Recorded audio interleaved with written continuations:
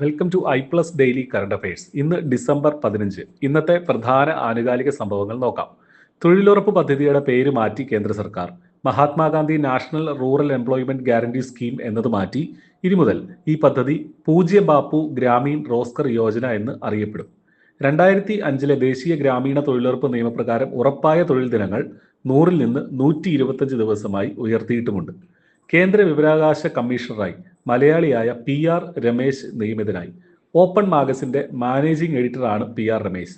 ഈ തസ്തികയിലേക്ക് ആദ്യമായാണ് ഒരു മലയാളി നിയമിതനാകുന്നത്.